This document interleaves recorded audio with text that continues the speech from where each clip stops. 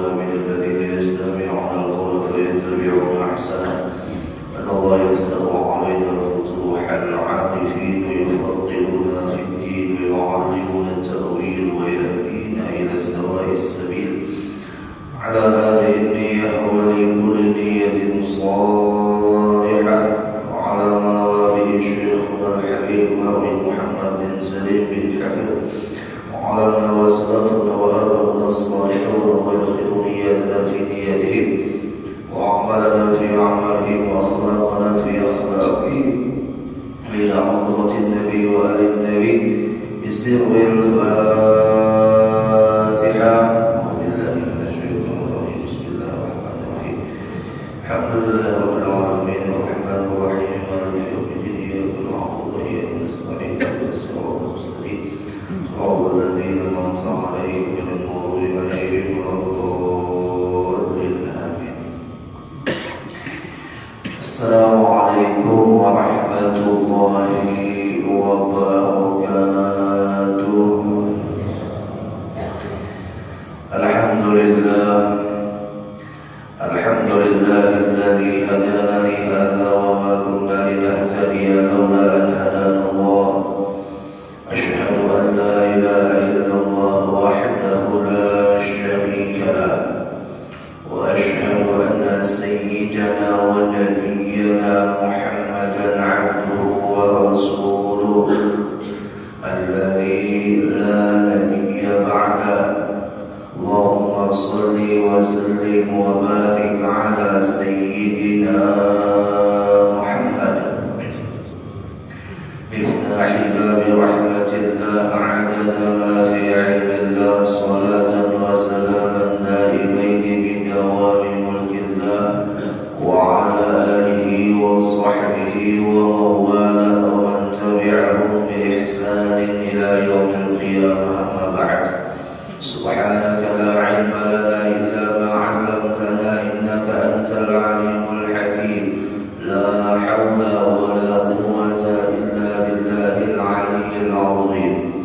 نويت التعلم والتعليم والتذكير والانتفاع والإفادة والاستفادة والحث على التمسك بكتاب الله وسنة رسول الله صلى الله عليه وسلم والدعاء إلى الهدى والدلالة على الخير ابتغاء وجه الله ومرضاته وقربه وثوابه.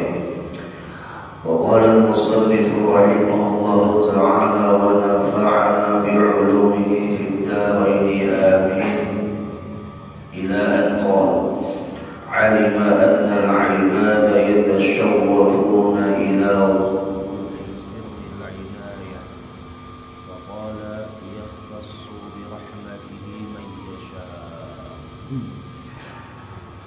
Al-Imam Syekh Ahmad bin Muhammad bin Athaillah As-Sakandari beliau mengatakan di dalam kalam hikmahnya, alima annal ibad, Allah itu mengetahui sesungguhnya hamba-hambanya yatashawwafun, melirik, menginginkan ila zuhuri sirril inayah, akan nampaknya rahasia pertolongan.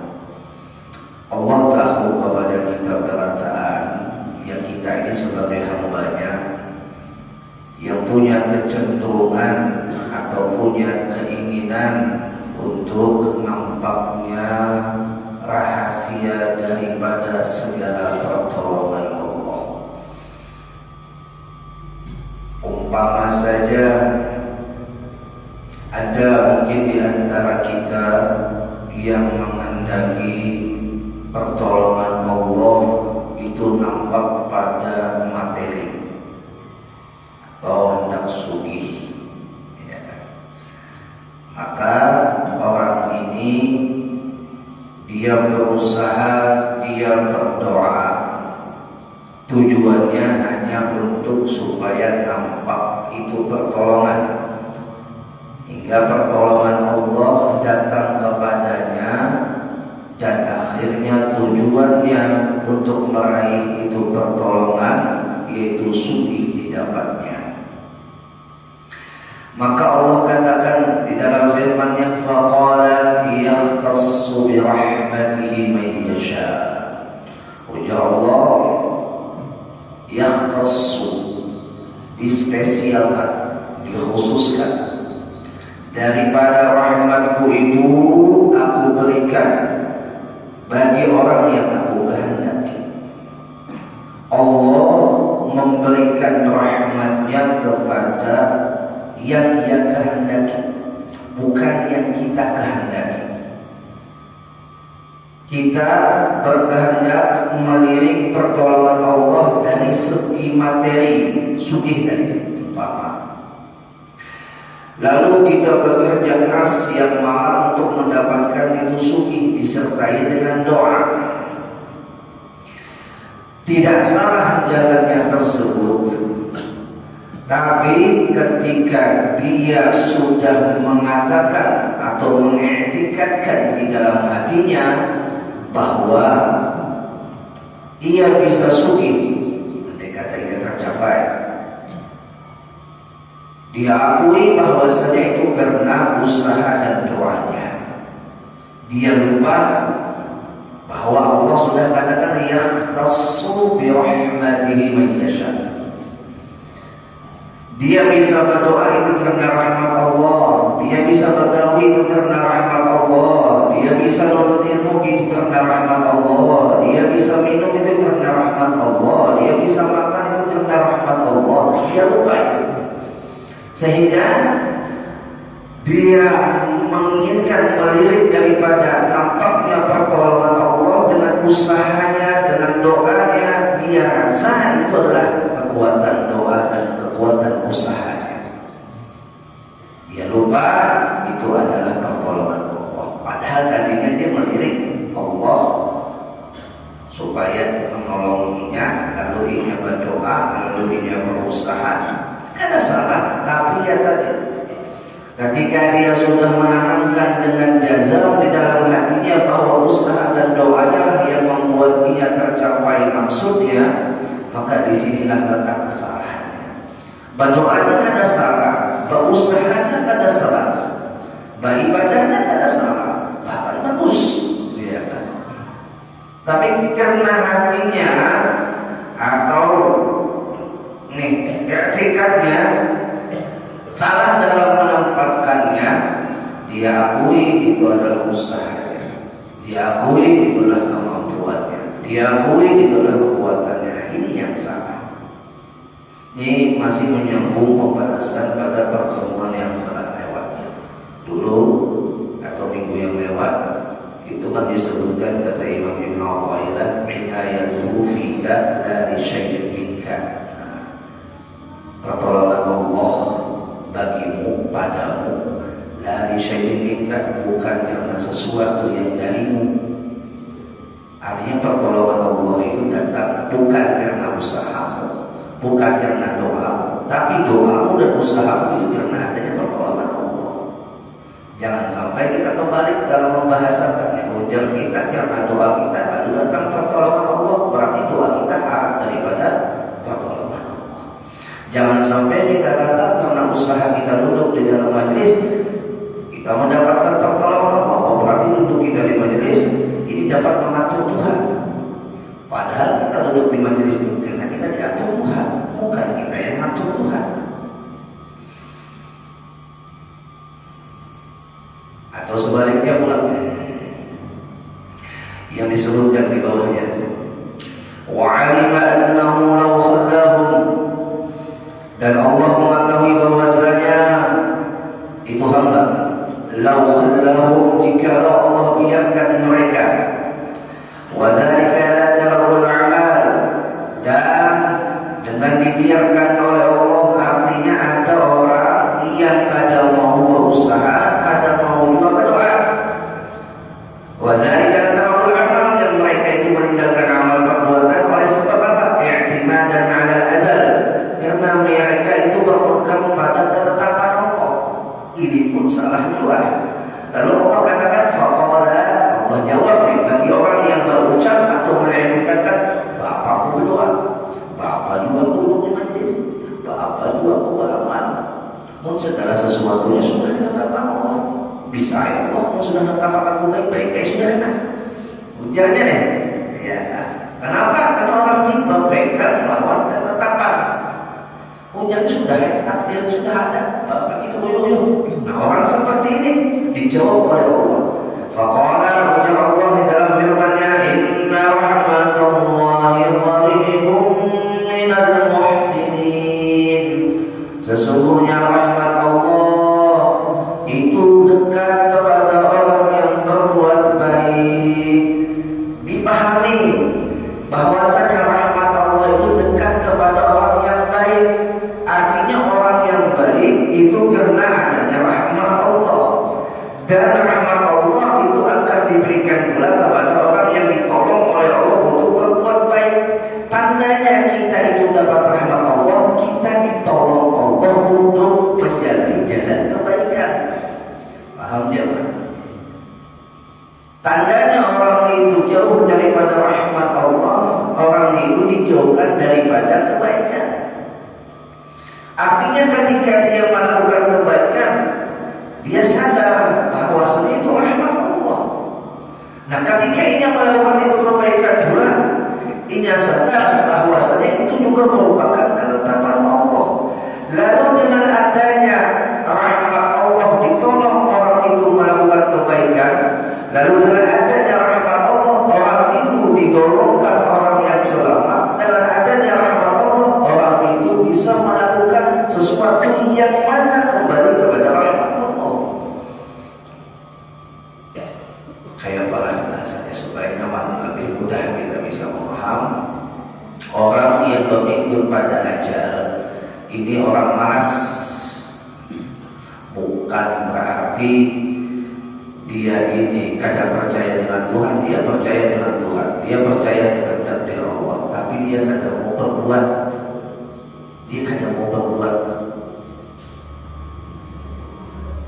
Itu disebut dengan hamba yang manja. Itu sudah hamba yang manja. Nah, orang yang disebut dengan hamba yang manja, ketika dia malas, dia tidak sadar bahwasanya saat itu kadang rahmat Allah. Kenapa? Allah kadang menolonginya.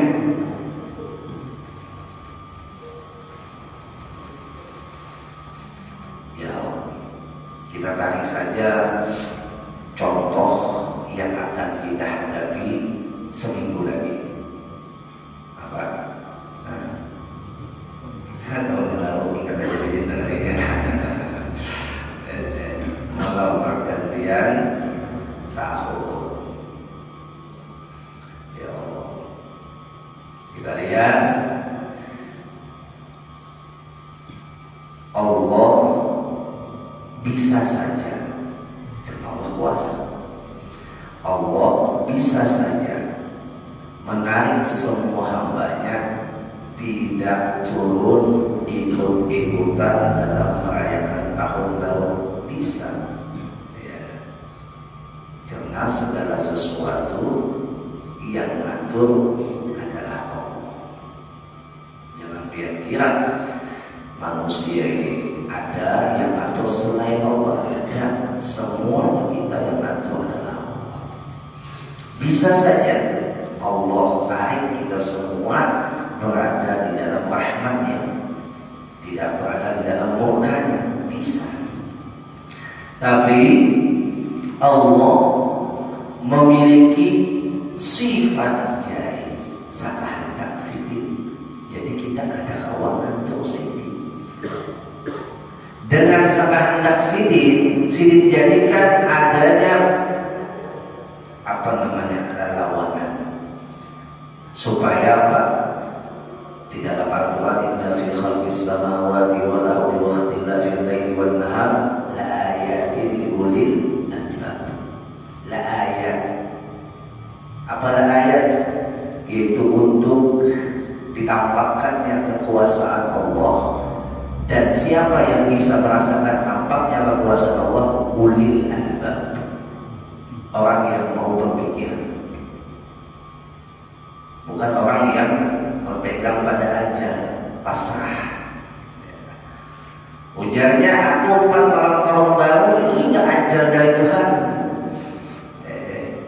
Sudah ketetapan dari Tuhan, hujannya kada salah muncul, ya kan? Memang semuanya sudah ditetapkan oleh Allah, tapi orang yang berpikir ketika ditetapkan di tempat yang kada baik, semestinya pukul kepada diri sendiri. Kenapa aku diandang di sini? Kenapa aku ditaruh di sini? Kenapa aku jauh daripada rahmat Allah? Pikir bahwasanya ayatil ulil albab. Bukan nyalakan Tuhan, nyalakan diri sendiri. Kenapa aku dianggap buat di sini? Akhirnya dengan dia berpikir, dia akan merasakan dahsyatnya getaran daripada kesalahannya, yang mana ia kadang mampu memikirkan apa yang sudah ditetapkan Allah padanya. Dulu sudah ada menceritakan kisah tentang orang yang beribadah 70 tahun. 80 tahun bukan ingat itu dalam kitab Jawharul Mawhub atau dalam kitab Taqiyul Qaul. Itu disebutkan ada orang yang beribadah 70 tahun didatangi oleh malaikat. Ujar malaikat, Bapak ikam ibadah, ikam ini sudah ditetapkan oleh Allah masuk neraka. Bayangkan loh, mulai akhir balik sampai 70 tahun beribadah aja kada pernah melakukan maksiat. Ya. Datang-datang malaikat, ikam yang beribadah di apa apa sudah ditetapkan oleh Allah, ikam di dalam neraka nantinya. Apa jawab orang yang ahli ibadah ini? Apa jawab orang ini ketika mendengarkan ketetapan Allah yang disampaikan oleh malaikat? Jawabnya, aku kada peduli. Mau Allah masukkan aku ke dalam neraka, mau Allah masukkan aku ke dalam surga, yang penting aku sudah menunaikan tugas hamba. Aku ini ditugaskan lahir ke dunia sebagai hamba. Apa khalaqul jinna wal insa illa liya'budun. Tidaklah aku menciptakan manusia dan jin kecuali untuk menyembah. Nah, tugas menyembah. Masalah Allah meletakkan di surga di neraka, urusan Allah bukan urusan kau. Ujar malaikat, sombong. Kita aja di secara normal, pian tuh ibadah, ada datang malaikat, bapak pian ibadah, dia pasti masuk neraka juga. Kira-kira semangat lagi lah ibadah. Kada lagi, kendor, ya kan? Secara normal ya. Tapi lihat, bagi orang yang paham, yakhtassu bi rahmatihi man yasha', dia paham karena diberikan oleh Allah mampu berpikir bahwa tugasnya sebagai hamba. Masalah Allah meletakkan dia di mana nanti itu bukan urusannya. Urusan si hamba gawai sebagai hamba. Jangan urusan hamba mengganggu urusan Tuhan. Diluput. Berangkat malaikat kembali. Sampaikan malaikat kepada Allah, wahai Allah, kau maha tahu segala apapun yang akan aku beritahu. Artinya itu malaikat dulu dia nak beritahu biar kita tahu aja. Ya Allah, apa yang aku sampaikan oleh malaikat? Begini ya Allah, kau tadi memerintahkan untuk menyampaikan kepada si fulan bahwa si fulan itu terdapat tanda ajar atau ketetapan yang kau tetapkan, dia akan masuk neraka walaupun dia beribadah 70 tahun. Iya benar kata Allah. Sebagaimana termaktub di Lauhul Mahfuz, begitu adanya. Tapi ya Allah, belum heran dengan jawabannya.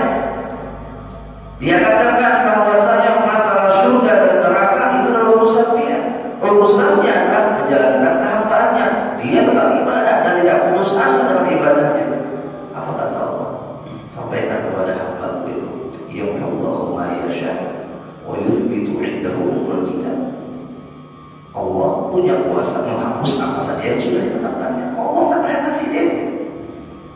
Jangan biar katakan Allah ada kuasa menghapus yang sudah tertulis. Biar katakan Allah sudah ada kuasa menghapus sesudah yang tertulis. Berarti sama aja dia mengatakan Allah kada punya kekuatan untuk menjalankan kehendaknya sendiri. Berarti lain Tuhan itu. Allah Tuhan sederhana saja. Dia berbohong saja. Wahyu itu dalam kitab dan menetapkan di sisinya apa yang sudah tertulis dalam kitab. Hendak dihapus Allah, tasar Allah, hendak ditetapkan, ya tasar Allah. Katakan pada hamba itu bahwasanya yang tadinya ditetapkan hamba hamba itu dimasukkan ke dalam neraka, aku hapus dan aku gantikan, dia akan dimasukkan ke dalam surga. Artinya Bapak Ibu, tugas kita itu jalankan aja sebagai hamba. Dan ingat akan ketika menjalankan tugas sebagai hamba, kita pun kadang kala menjalankan itu kalau tanpa pertolongan Allah. Nah, ingat Monya kita mengetahui sesuatu apapun, kita sandarkan kepada diri kita. Aku yang mampu ibadah, aku yang mampu belajar, aku yang mampu tahajud, aku yang mampu berdoa, aku yang mampu naik haji, aku yang mampu umrah. Itu mendarah daging di dalam jiwa kita.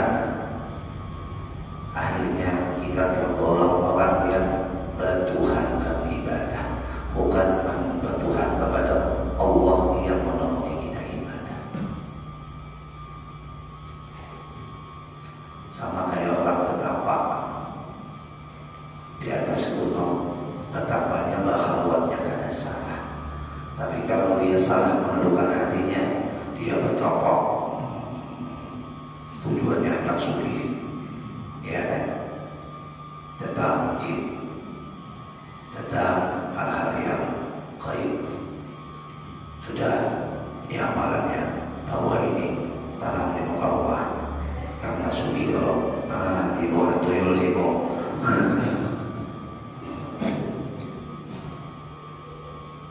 Dapat tuyulnya, dapat kajian suginya, sukses dia suginya, boleh dia lakukan. Apa yang dia lakukan? Ini yang menuhankan. Apa yang dia lakukan di atas gunung betapa tadi hujannya lalu dimenangkan. Kalau banyak mencoba gara-gara aku betapa di gunung kita sugi, bukan gara-gara Tuhan lagi, gara-gara aku betapa di gunung aku sugi, terinding. Padahal betapanya bagus, haluannya bagus, tapi niat dan tujuannya salah, akhirnya hasilnya dia dapat salah. Nah, orang seperti ini dikembalikan pulang bagi orang ayatil ulil albab. Berpikir, apakah kita mau seperti orang itu? Kalau kita mau, maka kita tidak akan mendapatkan rahmatnya Allah. Padahal dari kita kau betapa atau sininya kau betapa, dari sininya kau halal, itu rahmat Allah dan ada pertolongan Allah. Tapi tujuannya bukan untuk meraih daripada ridho dan rahmatnya Allah. Yang dia raih hanya kesugihan materi dunia yang sementara. Contoh malam tahun baru jantung matilah. Matilah.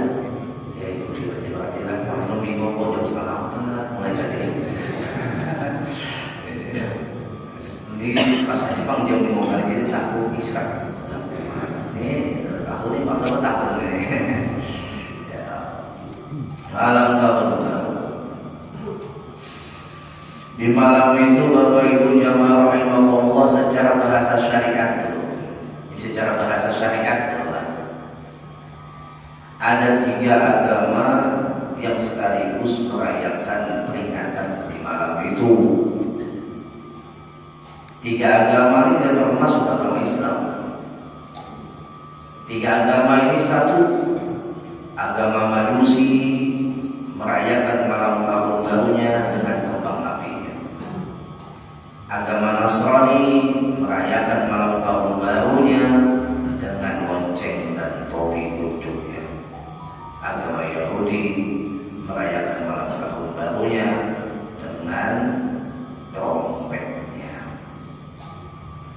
Satu malam dirayakan langsung oleh 3 agama.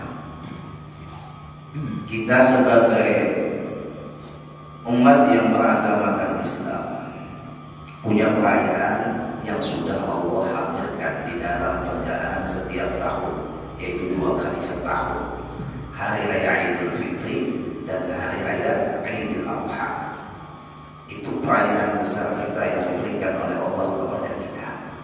Disuruh kita bergembira di malam itu. Bahkan orang miskin kadang boleh di malam itu bersedih. Disuruh malam hari raya itu diantarkan zakat fitrah bagi malam hari raya Idul Fitri, supaya di hari raya tidak ada umat Islam yang bersedih. Idul Adha begitu juga. Allah perintahkan syariat kurban agar dibagikan kurban itu kepada fakir miskin, agar orang miskin pada hari itu jangan ada yang bersedih. Kita disuruh untuk bergembira di dua hari raya ini. Tapi apabila kita ikut-ikutan dengan kebahagiaan yang bukan kebahagiaan kita, di bahasa syariat, maka kita sudah mengikuti langkah yang bukan langkah yang diridhoi oleh Tuhan kita.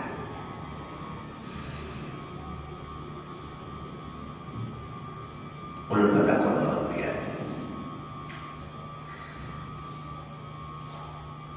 Mun anak pian bahagia umpat-umpatan di malam tahun baru sampai tengah malam, ya kan? Tapi pian kada bahagia. Kira-kira apa yang dilakukan anak pian itu muncul ada? Atau sebaliknya, pian sebagai anak melakukan kebahagiaan di malam tahun baru dengan cara seperti mereka melakukan kebahagiaannya sampai jam 00:00. Ya. Tapi orang tua pian kada bahagia. Apa manfaatnya pian bahagia kalau kuitan pian kada bahagia? Apa untungnya mun pian bahagia tapi Rasulullah kecewa? Apa manfaatnya bahagia kalau Allah tidak ridho? Pikiran ada itu. Kita ada di dalam bahagia, silahkan bahagia, tapi tempatkan kebahagiaan yang seiring dengan kebahagiaan orang tua kita. Ayo letakkan kebahagiaan kita senada dengan kebahagiaan Rasulullah. Ayo luapkan kebahagiaan kita yang seiring dengan ridhonya Allah. Jangan sampai kita bahagia tapi orang yang mencintai kita kecewa.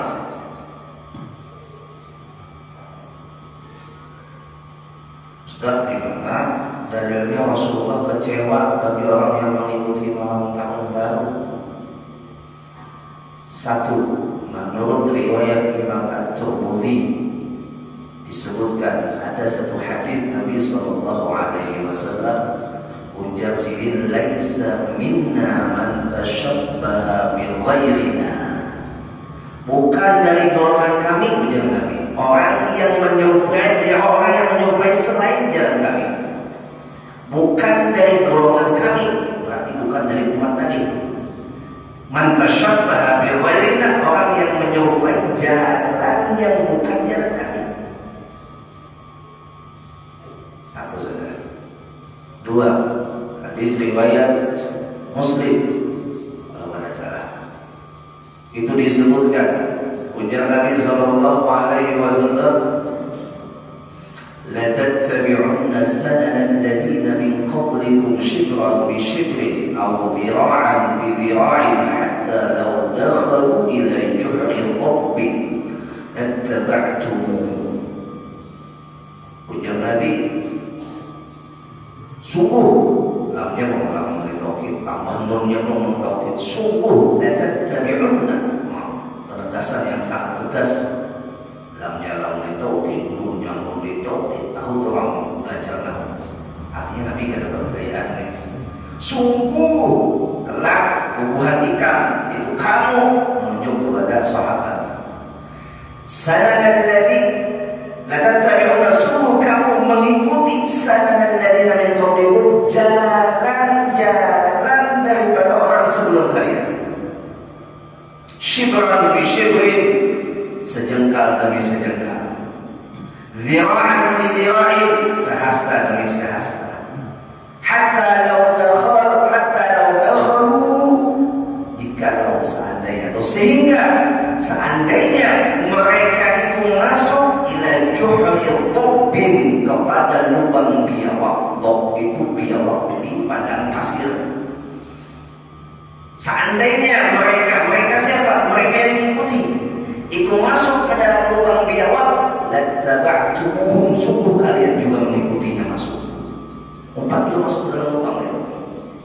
Qulna ya Rasulullah, sembah para sahabat bertanya kepada Rasul, al-Yahud wa Nasara, apakah mereka yang diikuti bukan Yahudi dan Nasrani? Qalat faman, ujar Rasulullah, siapa lagi kalau bukan mereka yang nanti akan diikuti dari golongan kamu, sejengkal demi sejengkal, sehasta demi sehasta. Apa yang digawi mereka di tempatnya?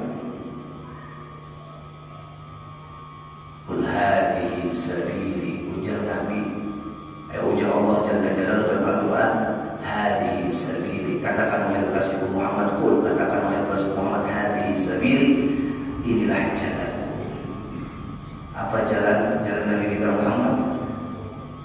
Ada Allah, mengajak orang kepada Allah, bukan mengajak orang kepada jalan Yahudi, bukan mengajak orang kepada jalan Nasrani. Kita bicara masalah bahasa syariat lah. Jadi bijaknya menurut toleransi dalam beragama, jangan kita mau perayaan orang, biarkan orang merayakan karena itu perayaan orang. Jangan sampai menjadi manusia yang lucu, aneh, dan ajaib. Apa lucu dan aneh? Apa lucu, aneh, dan ajaib, Bapak Ibu? Yang ampun perayaan kada turun ke jalan, yang kada ampun perayaan Pak Iyanya di jalan. Lucu kan? Lucu.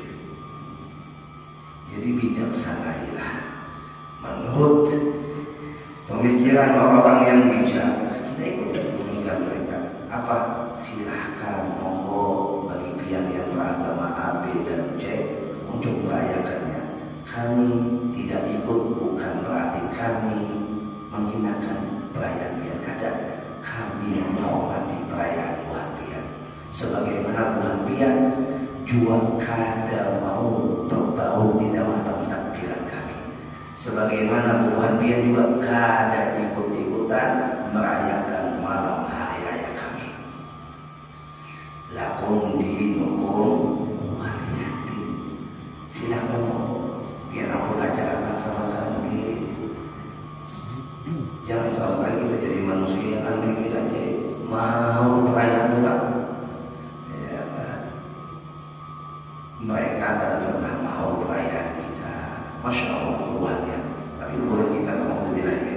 Jangan sampai kita umpat mau. Kenapa jadi sampai mau?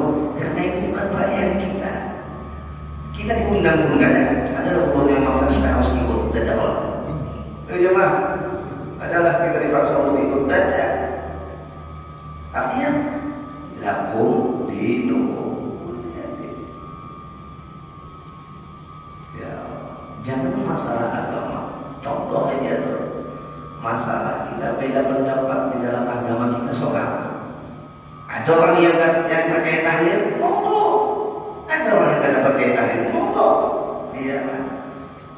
Yang tidak percaya tahlil kada mau datang, kita ada saling. Iya kan? Nah, artinya apa? Iya tadi. Masing-masing sudah Allah tetapkan jalannya. Jangan. Jalan yang sudah Allah tetapkan bagi jalan kita, yaitu jangan man tasyabbaha biqaumin fahuwa minhum. Orang yang menyerupai jalan satu kaum, maka dia akan digolongkan dalam kaum tersebut. Kayaknya aja sudah ada bahasanya.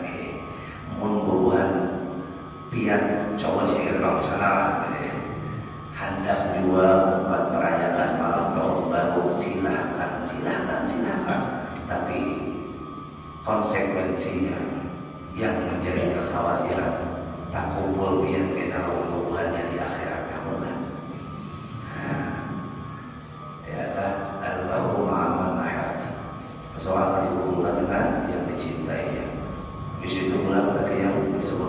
tashabbaha biqaumin fahuwa minhum. Ayo dia silakan, mengenal terkumpul bahwa sampai ke akhirat batinnya sampai jam ngomong silakan dan suruh jalan.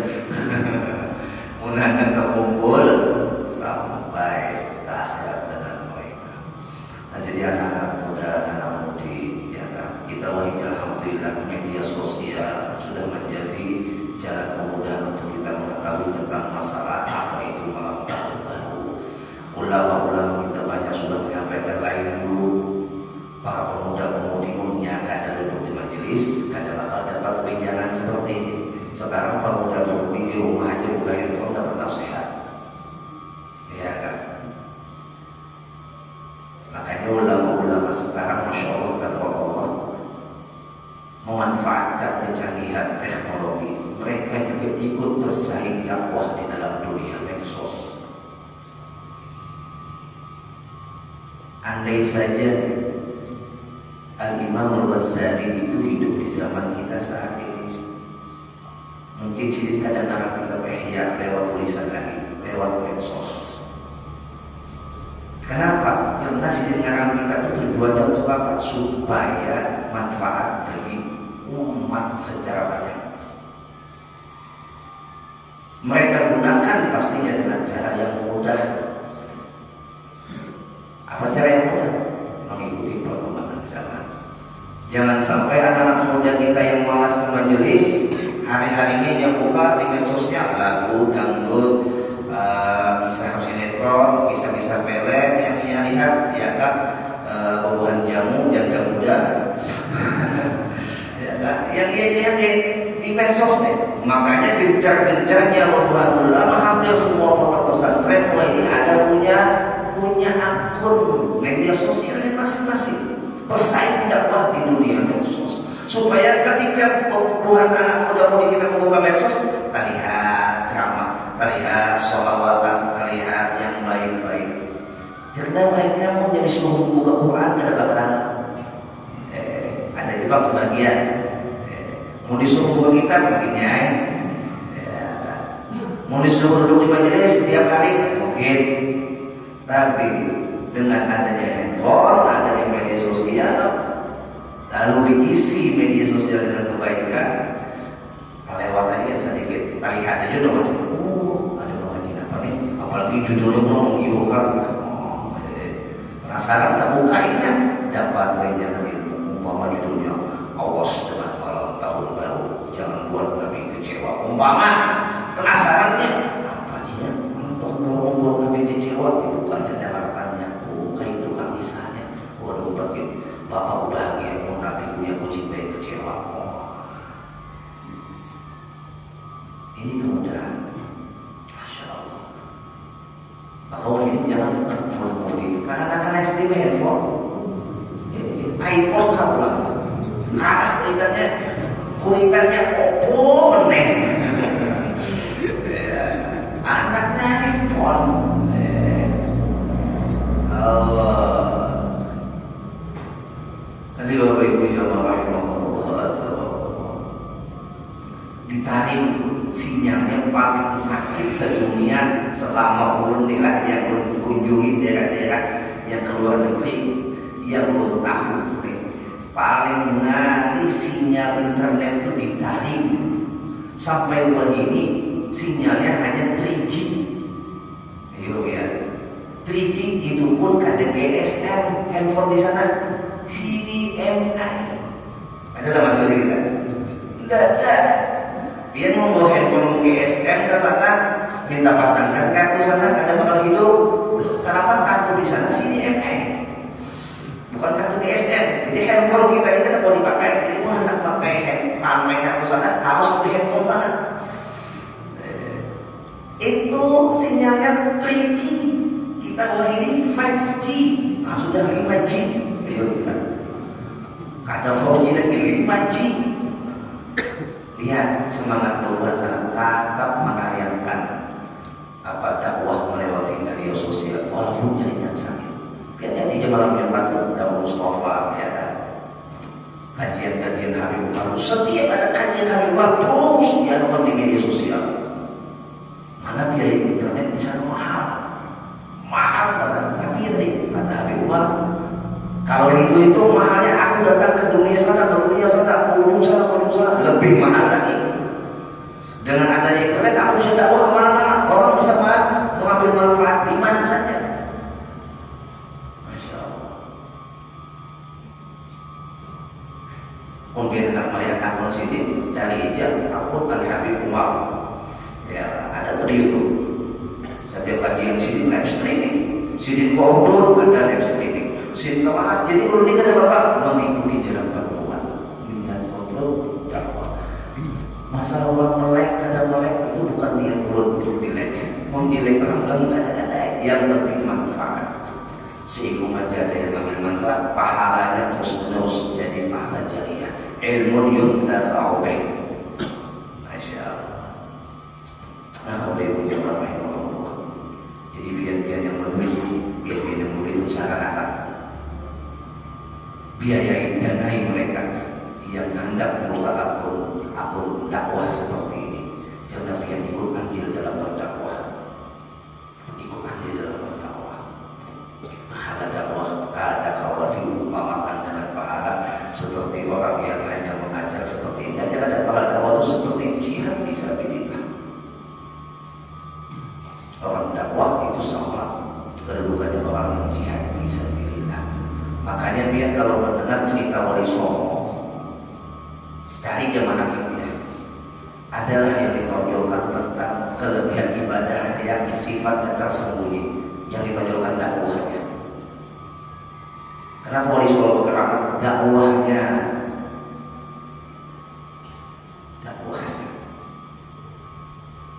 Dan manfaatnya, kalau dakwah bukan untuk diri yang mendakwahkan saja, tapi untuk yang didakwahkan manfaatnya sampai ke generasi. Tapi kalau ibadah itu manfaatnya hanya untuk pribadinya sendiri. Kalau dia sembahyang duha, pahalanya biar seorang aja. Tapi kalau dakwah, pahalanya biar dapat, orang lain dapat manfaat. Jadi berdakwahlah dengan cara apapun. Mau itu duitnya, mau itu tenaganya, mau itu pikirannya.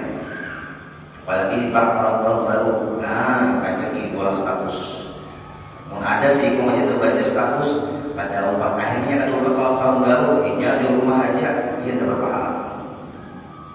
Dia dapat pahala. Yang tadinya berjanjian mau pacaran, yang tahun baru kita sampai nanya jalan ke yuk jam 00 kan hanya menikah. Yang membawa anak pulang salah Singlawasan dari tahun 2022 sampai 2023. Singlawasan bawa anak pulang setahun loh. Hitungannya juga lah. Pindah tahun mau beli anak orang jam 1 berarti 2023 sudah kan. Tulis kita terus bawa anak orang tahun 2022 memulihkan tahun 2003. Ya. Ibu jamaah rahimakumullah wa azabakumullah. Sudah Islam lah. Iya, bila nanti jamaah jamaah